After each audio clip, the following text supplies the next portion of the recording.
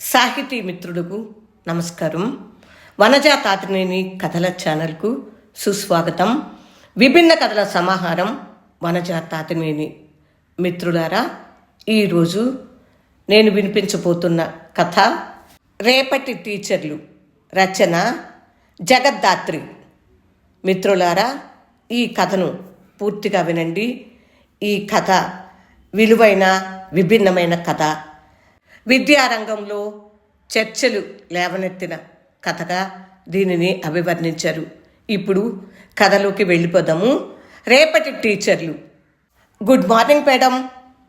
రిజిస్టర్లో సంతకం చేసి తలెత్తి చూశాను. మా స్టూడెంట్ అంటే పాడేరు నుంచి వచ్చిన ట్రైబల్ స్టూడెంట్. మా బిఎడ్ కాలేజీకి కొంత గిరిజనుల కోట ఉంటుంది. అందులో వచ్చిన బ్యాచ్లో స్టూడెంటు ఈ అబ్బాయి. నా ఇంగ్లీష్ మెథడాలజీనే. వీరికి సరైన అవకాశాలు కల్పించి బిఎడ్ డిగ్రీ అందిస్తే ప్రభుత్వ ఉద్యోగాలు వస్తాయి. వారి గూడెలు బాగుపడతాయి. వారిని చూసి మరికొందరు చదివేందుకు ముందుకొస్తారు. ఇదొక్కటే నాతో ఎంత కష్టమనిపించినా వారి భాషను కూడా నేర్చుకునేలా చేసి వారికి దగ్గర చేసింది. కొన్ని పోస్టులు సరైన క్యాండిడేట్లు దొరక్క మిగిలి ఉండిపోతాయి. అప్పుడు చివుక్కుమంటుంది. మిగతా వాళ్ళు మరికొంచెం బాధ్యత తీసుకుంటే ఈ పరిస్థితి ఉండదు. వేళల్లో ఎక్కువ మంది ఇంగ్లీష్ మెథడాలజీ తీసుకుంటారు. ఎక్కువ పోస్టులు ఉంటాయి.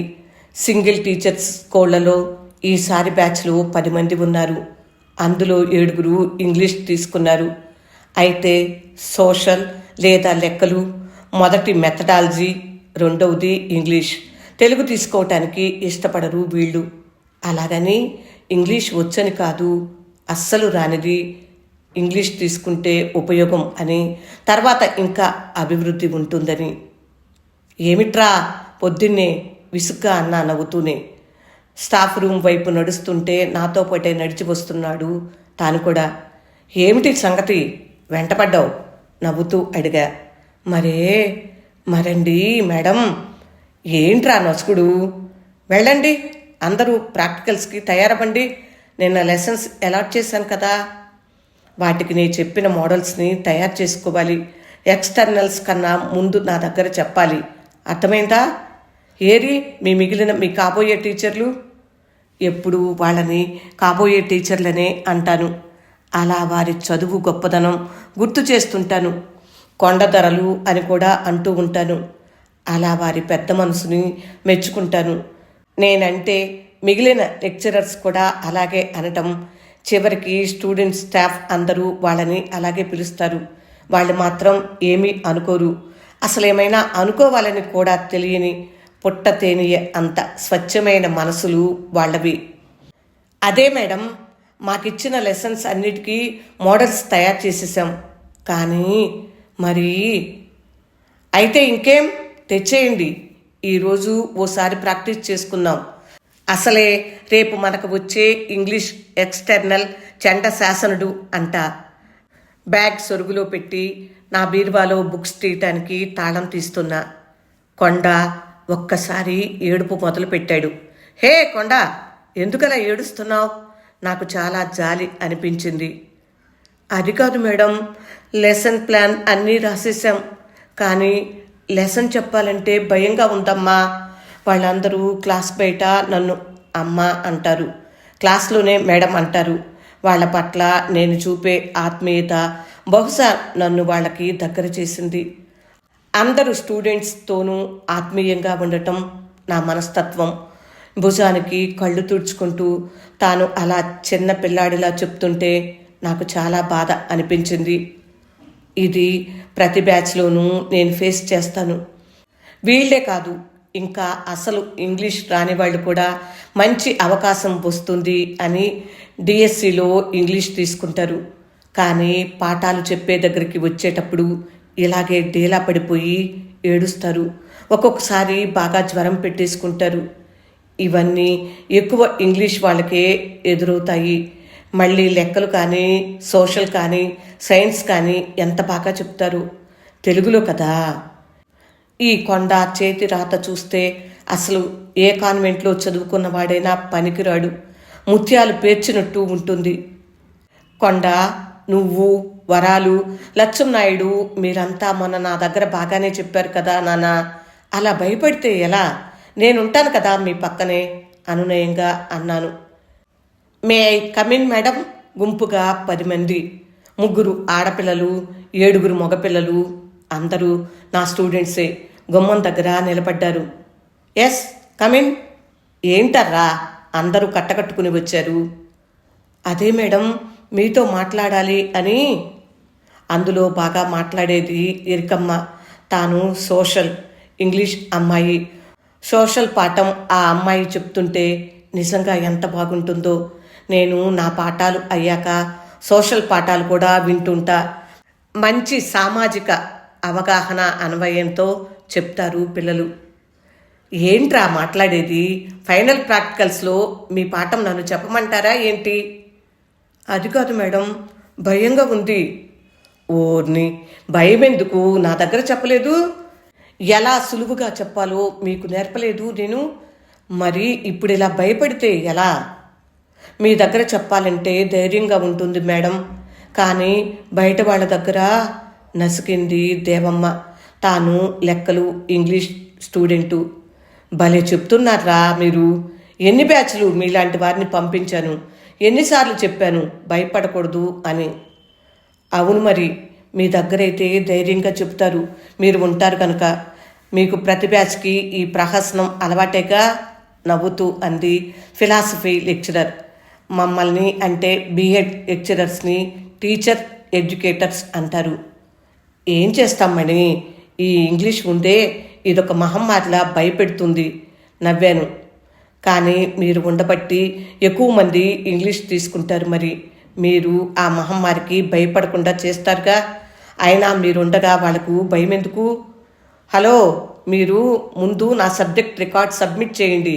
లాస్ట్ డేట్ రేపే. మీకు తెలుసుగా. రేపు కానీ ఇవ్వకపోయారో ఎల్లుండి ఇచ్చిన చించేస్తాను బెదిరింపుగా అంది మణి. అనటం కాదు, ఆమె నిజంగానే చించేస్తుంది. ఆమె అంటే అందరికీ భయం కాలేజీలో. మేమందరం ఇచ్చేశాం మేడం, మమ్మల్ని ఎందుకు అంటావు అన్నట్టు ఉక్రోషంగా సమాధానం చెప్పింది సత్తమ్మ. సరే సరే పదండి, నా క్లాస్ ఉంది అంటూ నడిచింది మణి. వెళ్ళండి మీరంతా క్లాస్కి. కంగారు ఏమీ లేదు, నేనున్నాగా, చూసుకుంటా. అందరూ భయంగా నెమ్మదిగా క్లాస్కి వెళ్ళారు. ఏంటి మమ్మీ డల్గా ఉన్నావు? స్ట్రెయిన్ ఎక్కువైందా కాలేజీలో అడిగింది దివ్య. లేదురా, ప్రతి ఏడాదిలాగానే మళ్ళీ ప్రాక్టికల్స్ రేపు. ఉదయం రోజు కంటే చాలా ముందలే బయలుదేరాలి. 6 గంటల బస్కే వెళ్తాను. కాలేజ్కి రోజు 40 కిలోమీటర్లు ప్రయాణం చేయాలి. మేముండే సిటీకి కాలేజ్ ఉండే చోటు సబ్రంలో ఉంటుంది. ఓహో, వచ్చేసిందా నీకు పరీక్ష రోజు? అబ్బా, ఇప్పటికి 10 ఏళ్ల నుంచి చూస్తున్నాను. వాళ్ళకి పరీక్షలైతే నువ్వు కంగారు పట్టం. ఆ మణిగారు, Telugu sir, social sir, physics Prasad sir చూడు ఎంత హాయిగా ఉంటారో. నువ్వు మాత్రం నా ఎగ్జామ్స్కి కూడా టెన్షన్ పడవు. కానీ మీ కాలేజీ పిల్లల పరీక్షలంటే మాత్రం. అబ్బా లే మమ్మీ, టీవీలో నీ ఫేవరెట్ సినిమా వస్తుంది, మగల్ ఏ అజం, చూద్దాంరా చెయ్యి పట్టుకుని లాగింది పాప. ఏం చేస్తాంరా, ప్రతిసారి ఇదే ఏదో చెప్పబోయాను.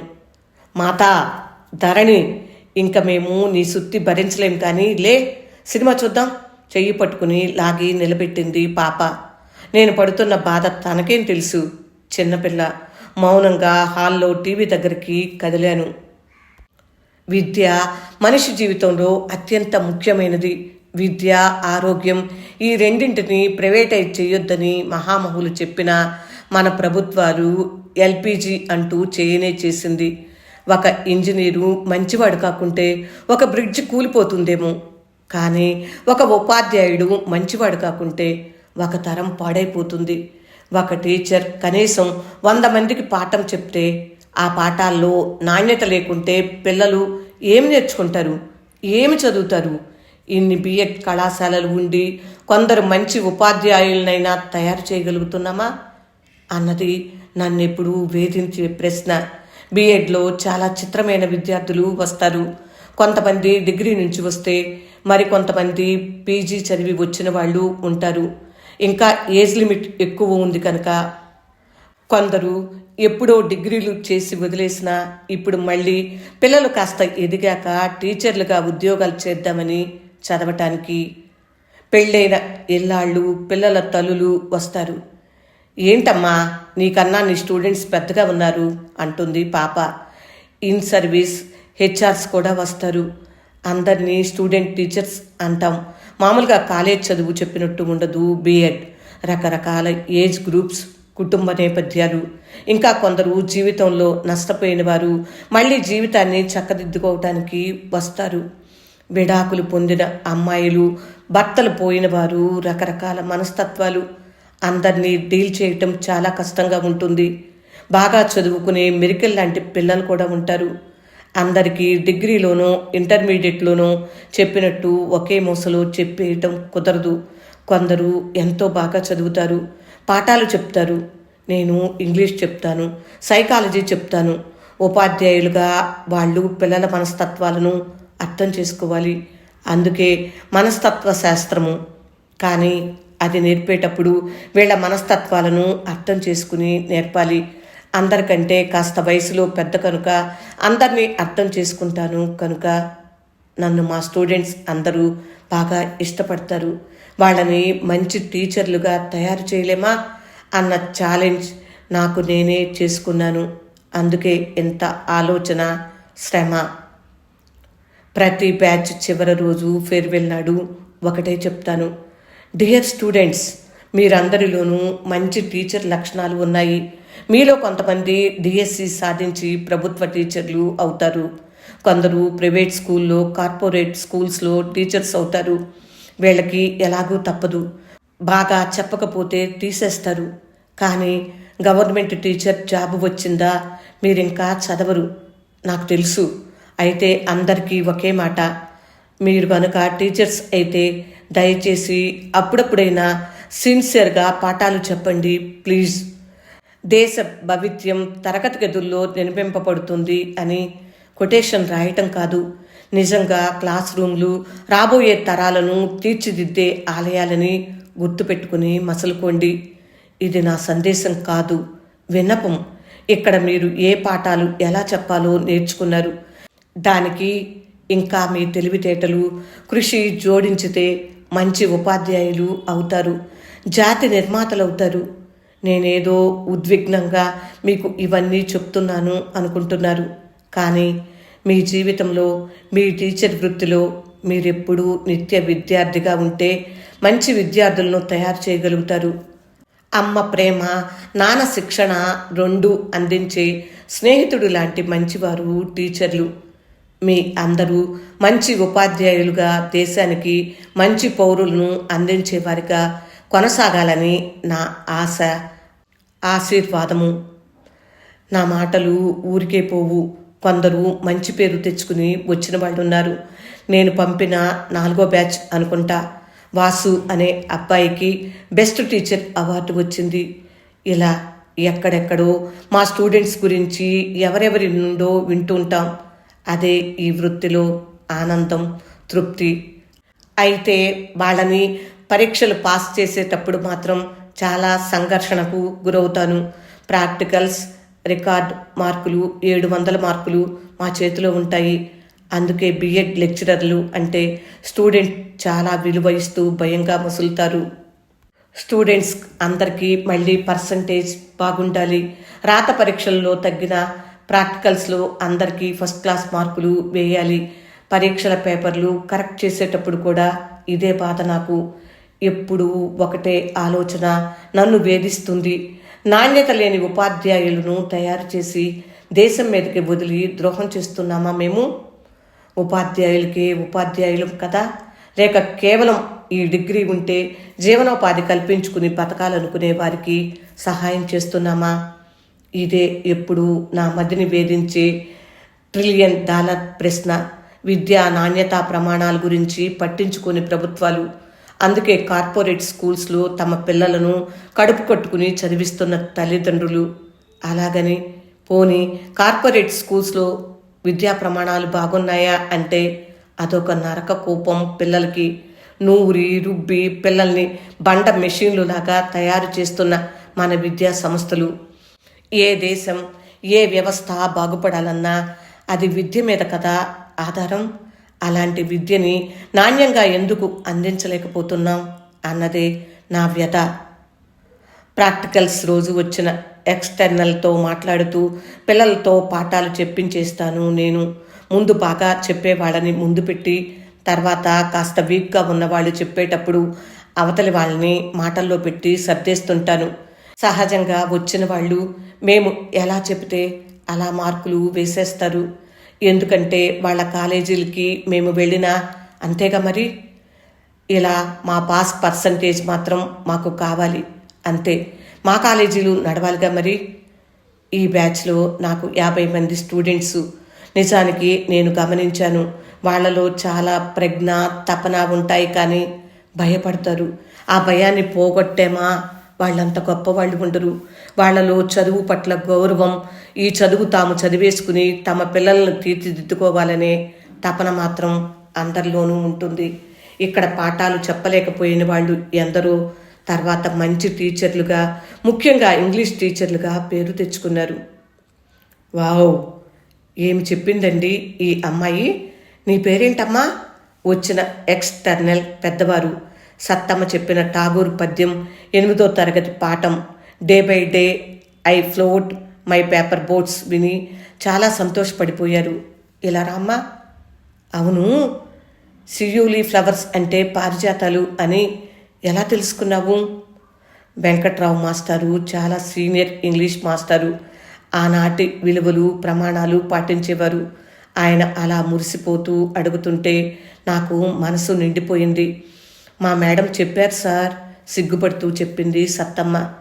So nice of you Dharani గారు. ఇలా మీలా సిన్సియర్గా పాఠాలు చెప్పేవాళ్ళు ఇంకా ఎక్కడో అక్కడ ఉండబట్టే మన ఉపాధ్యాయ విద్యార్థులు నాణ్యంగా తయారవుతున్నారు. అందరూ మీలాగా సిన్సియర్గా చెప్తే మనం మంచి ఉపాధ్యాయులను అందించగలుగుతాము. ఐ కంగ్రాచులేట్ యూ మనస్ఫూర్తిగా అన్నారు మాస్టారు. మా వెంకట్రావు మాస్టారు నుంచి అభినందన అంటే అవార్డుగా భావిస్తాము మా టీచర్స్, ఎడ్యుకేటర్స్ అందరం. ఆ అమ్మాయి చెప్పిన పాఠం బట్టి నన్ను అంచనా వేసి మెచ్చుకున్న మాస్టర్ని చూస్తే నాకు ఆనందంతో మనసు నిండిపోయింది. మిగిలిన వారి పాఠాలను ఎలాగో గబగబా చెప్పించేశాను అనుకోండి. మా సత్తమ్మ లాంటి వారి పాఠాలు విన్న మాస్టర్ రిలాక్స్ అవుతుంటే కాస్త చెప్పలేని వాళ్ళు మా కొండ ఇంకా మరికొందరి చేత గబుక్కును పూర్తి చేసేసి అమ్మయ్య ఈ బ్యాచ్ దాటేసినట్టే అని ఊపిరి పీల్చుకున్నాను. నాకు వీళ్ళ మీద నమ్మకం ఎక్కువ. భవిష్యత్తులో మంచి టీచర్లు అవుతారని ఒక్క అవకాశం ఇచ్చాం అంతే. నా దేశాన్ని భావి తరాలను తీర్చిదిద్దే మంచి ఉపాధ్యాయులు, వారిని వారు దిద్దుకుని మంచి సంకల్పంతో. వెనక్కి జారపడ్డాను కుర్చీలు. రేపటి టీచర్లు జగద్ధాత్రి గారి కథ విన్నారు కదా. ఇప్పుడు రచయిత పరిచయం. జగద్ధాత్రి 1964లో జన్మించారు. భారత యువ రచయిత్రులు, జగమంత కుటుంబం, కావ్యజ్యోతి వంటి ఫీచర్స్తో ఆమె కాలమిస్టుగా గుర్తింపు పొందారు. 2019లో ఆంధ్రప్రదేశ్ సాహిత్య అకాడమీ సభ్యురాలుగా ఎన్నికయ్యారు. హన్స్ ఇండియా పత్రికకు ఆంగ్లంలో అనేక సాహితీ వ్యాసాలు రాశారు. విద్యార్థి దశలో ఆంధ్ర విశ్వవిద్యాలయం నుండి ఎంఏ ఆంగ్లంలో అప్పటి గవర్నర్ కుముద్బెన్ జోషి చేతుల మీదుగా గోల్డ్ మెడల్ అందుకున్నారు. ఫిలాసఫీ, సోషియాలజీ, సైకాలజీలో కూడా పీజీలు చేశారు. అరబిందో చిన్ని కవితలలోని తాత్వికతపై మదురై కామరాజ్ విశ్వవిద్యాలయం నుండి ఎంఫిల్ చేశారు. 1996 నుండి 2002 వరకు లిటిల్ హార్ట్ స్కూల్కి ప్రధానోపాధ్యాయులుగా పనిచేశారు. ఆ తర్వాత ఎంఎస్సి, ఎంఈడి కోర్సులు చేసి అధ్యాపకురాలిగా సేవలందించారు. అనేక పత్రికల్లో వీరి రచనలు ప్రచురింపబడినవి. ఆకాశవాణి విశాఖపట్నం కేంద్రం ద్వారా రామతీర్థ జగద్ధాత్రి కలిసి సాహితీ సమీరాలు పేరుతో ఉత్తరాంధ్ర ప్రాముఖ్యతను తెలియజేసే సంయుక్త ప్రసంగాలు చేశారు. వక్షస్థలే రచనకు గాను ఆర్ఎస్ కృష్ణమూర్తి కథా పురస్కారం, సహచరణం రచనకు గాను పాతూరి మాణిక్యమ్మ కవితా పురస్కారం, అజో విభో కందాళం ఫౌండేషన్ అవార్డు అందుకున్నారు. ఈమె రాసిన రూపవస్తువు, రేపటి టీచర్లు కథలు పలు చర్చలను లేవదీశాయి.